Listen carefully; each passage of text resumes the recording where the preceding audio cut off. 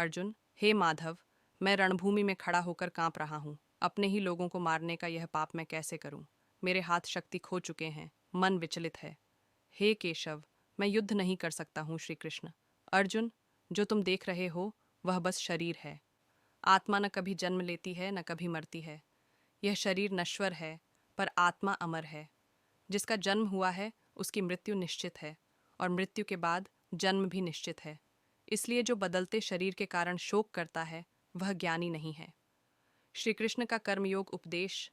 अर्जुन, तुम्हारा केवल कर्म करने का अधिकार है, परंतु उसके फल पर अधिकार कभी नहीं। कर्म करो, पर फल की चिंता मत करो, क्योंकि चिंता ही मनुष्य को बांधती है। जब मनुष्य निष्काम भाव से कर्म करता है तब वह बंधनों से मुक्त हो जाता है। श्री कृष्ण का ज्ञान योग उपदेश। ज्ञानी वह नहीं जो किताबें पढ़ ले, बल्कि वह है जो स्वयं को, अपने कर्म को और अपनी आत्मा को पहचान ले।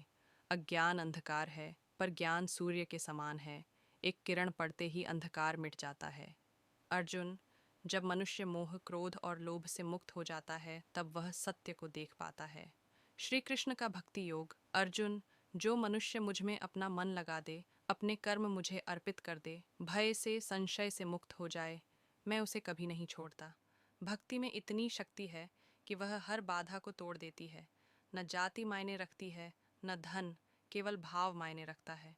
श्री कृष्ण का आत्मसंयम उपदेश। जिसका मन वश में है उसी के लिए मन मित्र है, पर जिसका मन नियंत्रण में नहीं उसके लिए मन ही उसका सबसे बड़ा शत्रु है।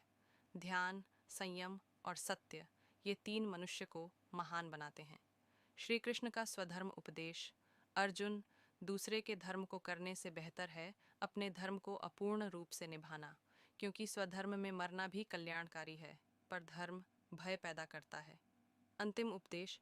युद्ध का निर्णय। कृष्ण मुस्कुराते हुए बोले, अर्जुन, उठो, इस मोह को त्यागो। तुम्हारा कर्तव्य धर्म की रक्षा करना है। जब तुम्हारा मन शांत होगा तुम स्वयं निर्णय कर पाओगे कि सही क्या है।